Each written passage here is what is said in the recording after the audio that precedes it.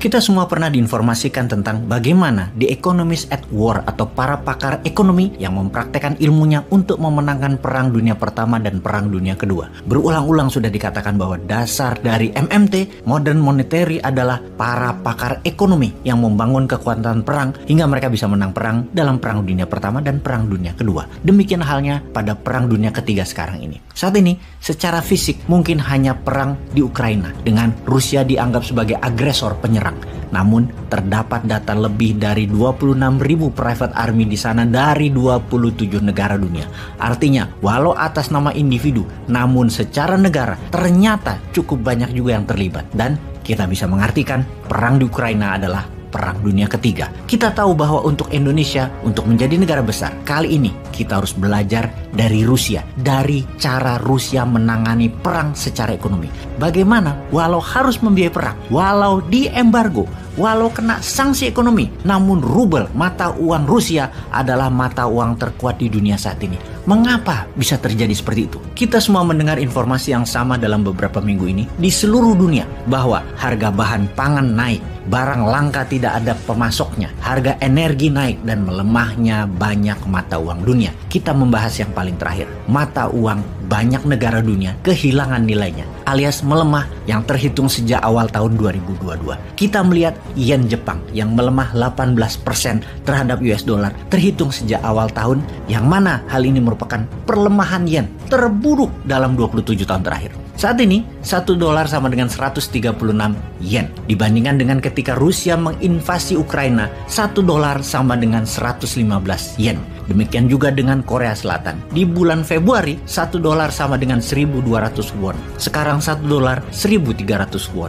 Demikian juga dengan peso Filipina. 1 dolar 54 peso yang merupakan nilai terendah dalam 17 tahun ini peso terhadap dolar. Rupiah India turun, rupiah Indonesia turun, yuan Tiongkok turun, dan tebak mana mata uang yang nilainya tidak turun? Iya benar, rubel Rusia. Kita jelaskan secara angka. Di hari invasi Rusia ke Ukraina, 1 dolar sama dengan 85 rubel. Kemudian datanglah embargo, boykot, dan sanksi perdagangan menimpa Rusia yang harusnya membuat ekonomi Rusia ambyar. Ternyata hari ini 1 dolar sama dengan 53 rubel, yang artinya rubel menguat 35% dalam waktu 4 bulan. Kok bisa rubel menguat? Sebagaimana kita ketahui, mata uang negara yang terlibat langsung perang biasanya melemah, apalagi yang diinvasi. Rubel Rusia kebalikannya. Mengapa? Bagaimana bisa terjadi? Harusnya sanksi ekonomi akan membuat rubel tak ada nilainya lagi. Mungkin tinggal separuh seharusnya. Kalau sebelum perang 1 dolar sama dengan 85 rubel, mungkin seharusnya 1 dolar sekarang harusnya 500 rubel.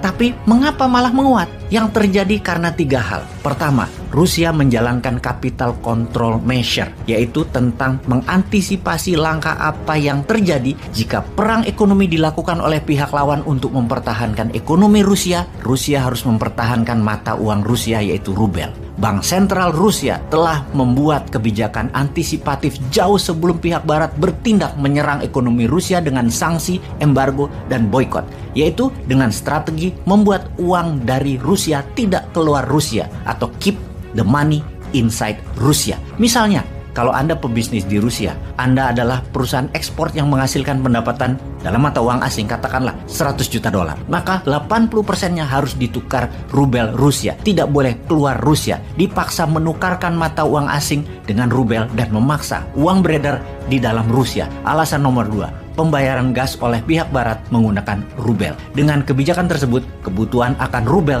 terus meningkat. Dan alasan nomor 3 adalah kendali impor. Rusia membatasi impor sehingga kebutuhan Rusia akan dolar hampir tidak ada. Rusia memotong semua hal impor yang memakai mata uang asing. Ditambah lagi, mitra strategis Rusia yaitu Tiongkok memakai rubel di dalam trading dua negara tersebut. Ini benar-benar main pintar keduanya. Jadi menguatnya rubel Rusia bukan organic market reaction, tetapi memang didesain dengan baik. Memang diciptakan kebutuhan atas rubel. Banyak pengamat tidak menyangka kekuatan rubel bisa sampai 53 rubel per dolarnya. Diperkirakan paling menguat hingga 70 rubel per dolarnya. Walau secara dagang harga barang Rusia menjadi mahal saat ini, namun ekonomi ekonom Rusia tahu produksi Rusia tidak tergantikan seperti gas, minyak bumi, batu bara, pupuk, grain, dan lain sebagainya. Setidaknya produk Rusia tidak bisa tergantikan dengan cepat. Ada sisi lain yang negatif di Rusia jika dibandingkan dengan menguatnya rubel atau efeknya rubel, yaitu inflasi di Rusia mencapai 17%, GDP turun 7%, angka pengangguran meningkat menjadi 9%. Tapi shockwave atau indikator ekonomi yang memburuk bukan hanya milik Rusia. Inggris misalnya, inflasinya 9%